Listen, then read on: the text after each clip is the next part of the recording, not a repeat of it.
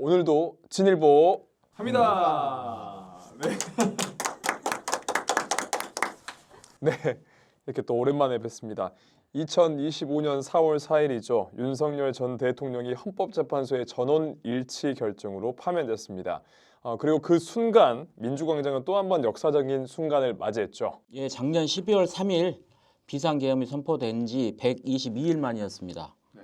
윤석열 전 대통령의 비상계엄, 계엄군 투입, 포고령 같은 불법적인 국가기관 동원 시도가 헌법과 법률을 무너뜨렸는데요. 시민들이 오랜 동안 투쟁이 그 잘못된 시간을 바로잡는 그런 결실을 맺는 장면을 본 것 같았습니다. 네, 정말 그렇습니다. 당시 현장에 있었는데요. 또 박수와 눈물 그리고 또 웃음이 함께 터져나오는 그 분위기는 또 말로 표현하기 어려울 정도였습니다. 네, 윤 기자, 그때 현장에 취재를 갔잖아요.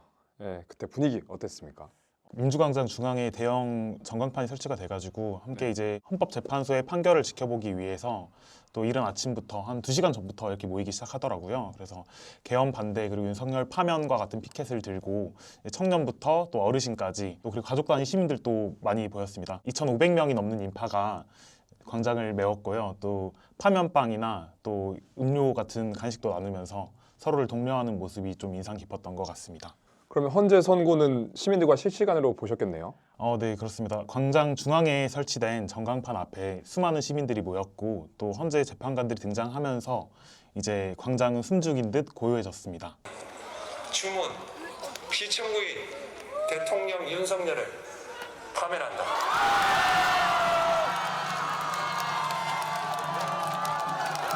그리고 오전 11시 22분 문영배 헌법재판관 권한대행이 8대0 전원일치 파면을 선언하면서 눈물과 박수가 동시에 터졌습니다. 당시에 좀 현장에서 만났던 시민 한 분은 또 이제 위대한 국민의 승리다. 그리고 또 가슴 떨리고 벅차다면서 이제 혹시나 하는 불안도 있었지만 윤 대통령이 파면돼서 너무 기쁘고 또 이제 나라가 제자리를 찾아가는 느낌이다. 약간 기분이다. 이렇게 말을 했습니다. 그 자리에 있던 모두가 새로운 시대를 함께 마주하고 있다는 것을 느낄 수 있었던 순간이었습니다. 네, 국장님은 보셨죠? 네. 어떠셨어요?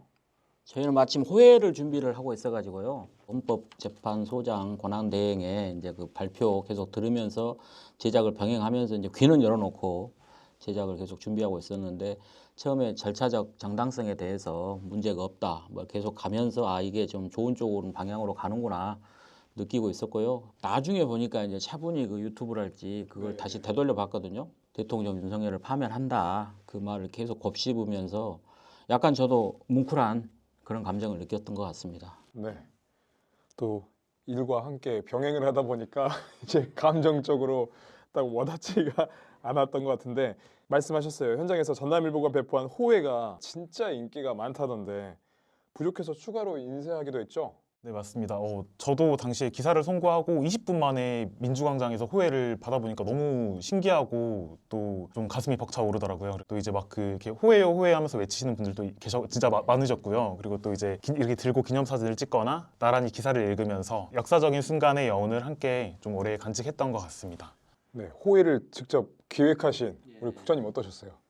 요즘에 이제 워낙 속보가 이제 디지털 매체를 통해서 속보가 많이 전달이 되잖아요. 근데 이번에 같은 경우는 5.18 민주광장에 저희 신문사가 가장 가깝지 않습니까? 그래서 그 광장에 모이신 분들한테 최대한의 이런 기쁜 소식을 전남일보가 알려줬으면 좋겠다는 생각으로 아이디어를 냈죠. 신속히 자체 인쇄가 가능한 시스템을 도입을 하고 최대한 이제 만들어진 대로 바로바로 가서 배달을 하고 나중에 제가 직접 배달도 갔었습니다. 근데 가면서 하나씩 보시라고 하니까 시민분들이 너무 반가워하시고 벌써 이렇게 호회가 나왔냐 뭐 한 부씩 더 가져가시겠다고 하시는 분도 계셔서 정말 뿌듯했던 순간이었던 것 같습니다. 네, 직접 호회 기획부터 배달까지 저희가 몸소 체험했습니다. 그렇다면 이제 탄핵은 헌법재판소의 결정으로 마무리됐고 다시 이제 시민들이 선택을 해야 하는 이제 조기 대선 국면으로 넘어가게 되잖아요. 네, 이 시점에서 우리가 주목해야 할 정치적 흐름 어떤 부분들이 좀 있을까요? 예, 이제 또다시 중요한 대한민국 결정의 순간이 다가오고 있습니다. 헌법에 따라 대통령 고리 시 60일 이내에 선거가 치러지게 되는데요. 6월 3일이 이제 선거일로 확정이 됐습니다. 정치권도 빠르게 움직이고 있죠. 민주당 이재명 대표가 뭐 이미 출마 선언을 했고요. 다른 분들 김동연 경기지사, 김경수 전 지사도 출마할 것으로 예상이 됩니다. 그다음에 이제 국민의힘 같은 경우는 자기들이 이제 배출한 대통령의 탄핵과 파면으로 상당히 지금 내용 분위기에 좀 휩싸여 있지만 그럼에도 한 가지 특이한 부분은 어떤 반성이랄지 이런 거는 별로 보여지지 않고 서로 저요저요 해가지고 엄청난 후보들이 난리반은 그런 분위기를 보이고 있거든요. 자기들 어떤 진심 어린 사과랄지 이런 걸 한 후에 차기 뭐 대권에 나서서 표를 좀 호소해야 하는 건 아닌가 하는 생각이 드는데 그리고 한 가지 말씀드리고 싶은 건 대통령을 잘못 뽑아서 그동안 한 3년 동안 너무나 고생을 했잖아요. 정말 이번에 그 대통령 선거에서는 대한민국의 미래가 갈려있다 이런 마음가짐을 가지고 앞으로의 선거 기간을 좀 임해 주셨으면 하는 바람이 있습니다. 정치는 이렇게 흔들릴 수 있지만 또 시민들이 끝까지 지켜보면 결국 다시 제자리를 찾게 돼 있다고 생각하고 있습니다. 이번 대선이 그 바로잡는 과정의 시작이 되길 기대해 보겠습니다. 자, 마무리로 뭐 이번 탄핵을 지켜보면서 들었던 소회들, 감정들 어떠셨어요? 비슷한 생각이실 건데요. 저희가 상상하지 못했던 뭐 대통령의 여러 가지 잘못된 부분도 있었지만 군인을 동원한 비상계엄이 결정적인 상황이 됐잖아요. 그걸 또 바로 잡느라고 국민적 에너지가 너무 많이 소비가 됐습니다. 겨우 이제 또 다시 바로 잡아가는 시작점에 다시 섰다고 생각을 하는데 지금부터라도 우리가 믿고 있었던 민주주의 시스템이 제대로 잘 지금 기능을 하고 있느냐를 좀 다시 한번 분석하고 바로 잡고 다시는 이 대한민국에서 이런 불행한 이런 일이 있으면 안 되겠다 그런 다짐을 좀 하는 시기가 됐으면 좋겠습니다.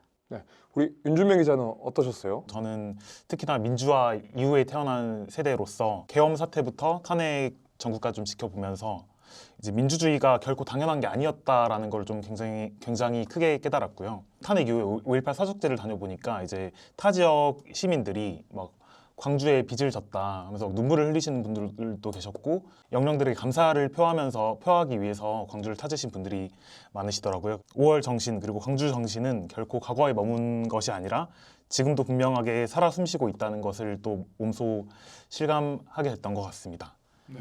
두 분의 말씀을 들으니까 상황이 앞으로 좀 희망처럼 이렇게 다가올 것 같은 기대감을 좀 품게 되는 것 같습니다. 이렇게 탄핵은 끝이 아니라 우리가 어떤 정치를, 어떤 사회를 만들어갈 것인지 다시 묻는 출발점이 됐습니다. 시청자 여러분은 그날 어디서 어떤 마음으로 그 순간을 지켜보셨나요? 댓글로 여러분의 이야기도 남겨주시면 감사하겠습니다. 꼭 남겨주세요. 오늘 영상이 유익하셨다면 구독과 좋아요 부탁드립니다. 저희는 내일도 진일보 합니다. 합니다. 인사.